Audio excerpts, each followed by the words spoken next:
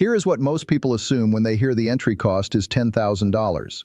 They picture a classic franchise deal. You pay in, you own a piece of a business, you collect the profits, and someday you sell it for more than you paid. That is how franchising is supposed to work. That is not how Chick-fil-A works, not even close.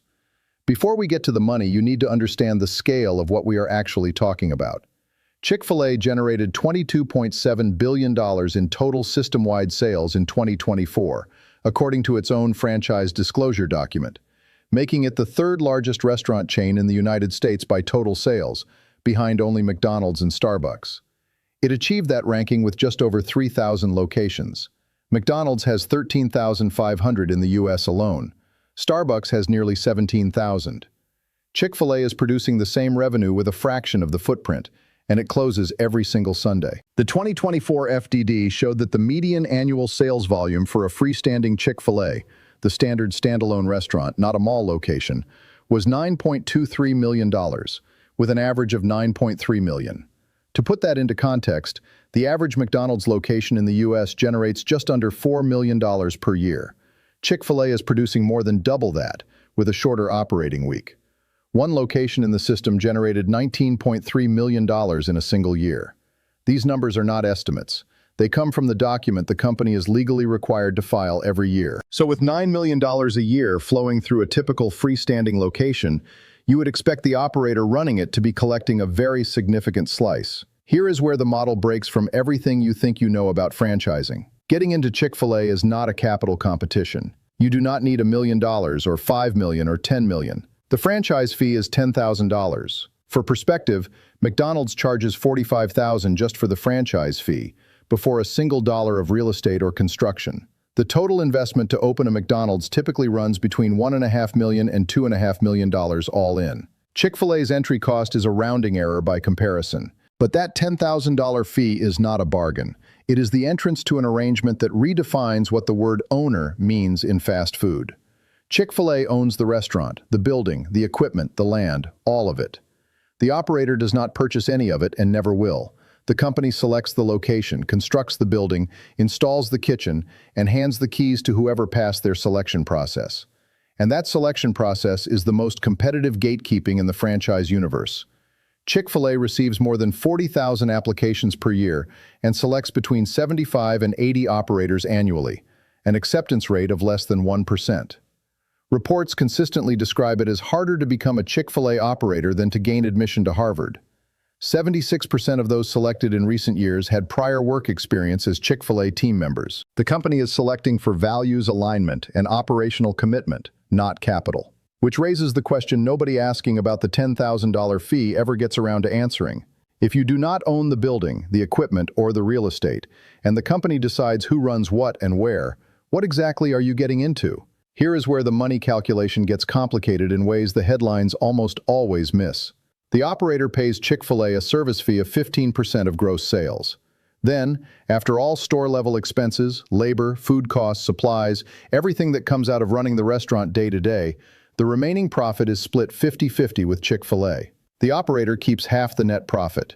What that leaves the operator with, across the performance range documented in independent franchise analysis, is somewhere between 5 and 7% of the restaurant's total gross revenue. On a $9.3 million freestanding location, that math works out to somewhere between $465,000 and $651,000 per year for a top-performing operator. Franchise Business Review, which surveys operators directly, estimates the average Chick-fil-A operator earns between $150,000 and $200,000 annually when accounting for the full range of locations and performance levels.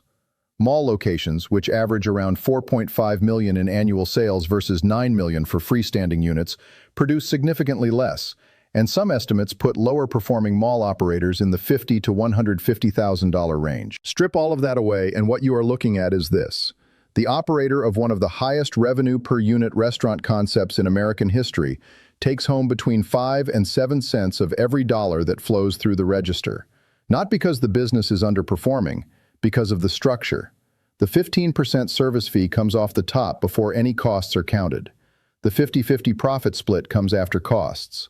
By the time those two layers have been applied, the operator is left with a single-digit percentage of gross revenue, regardless of how well the restaurant performs. And here is the layer that changes everything. The income figures above seem to be saying, that money does not come with equity. When an operator leaves, retires, or decides to move on, they do not sell the business for a multiple of its earnings. They hand the keys back. The brand equity they built, the customer relationships, the operational improvements, none of that translates into a check. There is no exit. Operators cannot own more than one location in most cases, which eliminates the compounding strategy that creates real wealth in traditional franchising. Chick-fil-A requires full-time on-site presence. This is not a managed asset or a passive investment. Operators describe working 60-hour weeks, being the first in the building and the last one out. Here is the line that separates the people who understand this model from the ones who are disappointed by it. Chick-fil-A is not selling you a business. It is offering you a career, with an income ceiling that almost no corporate job can match, a brand built to attract the most loyal customers in fast food, and an operational support structure that absorbs the capital risk entirely. In exchange, you give up ownership, you give up scale, you give up the exit. But the shadow side of this model runs deeper than most profiles of the brand will tell you. The 50-50 profit split means Chick-fil-A has a direct financial interest in every cost decision the operator makes. The company controls pricing, menu, suppliers, and store hours. The operator's ability to improve the business operationally is real. The variance between high and low performers at similar sales volumes is significant, but the ability to change the fundamental terms of how the business runs is essentially zero. Operators who do not meet the company's performance and value standards can be removed. Unlike a traditional franchise where the franchisee owns an asset, a Chick-fil-A operator who loses their agreement has no business to sell, no real estate to fall back on, and no severance. And because the company selects the location, an operator given a lower traffic site has limited recourse.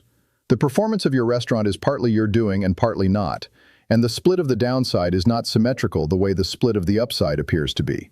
Mall locations averaging $4.5 million in annual sales produce a very different income than freestanding locations averaging $9 million, and the operator had no say in which type they were offered.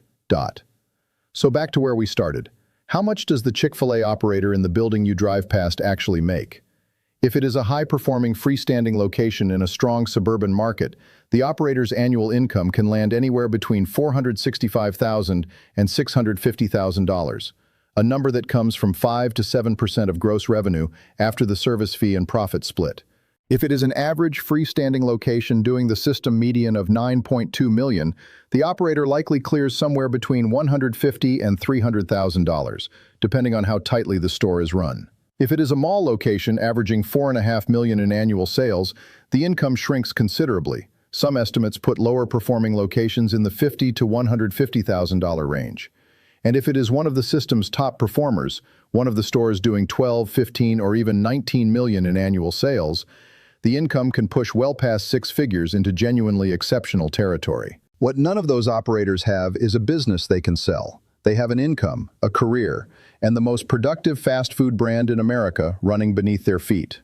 For some of them, that is exactly the right arrangement. For someone who wants to build long-term wealth through ownership and equity, Chick-fil-A was never the right vehicle, no matter what the entry fee suggested. And the next time you sit in that drive-through line, you now know exactly what the person running the building walked into, what they signed away, and what they walk out with at the end of every month, except Sunday.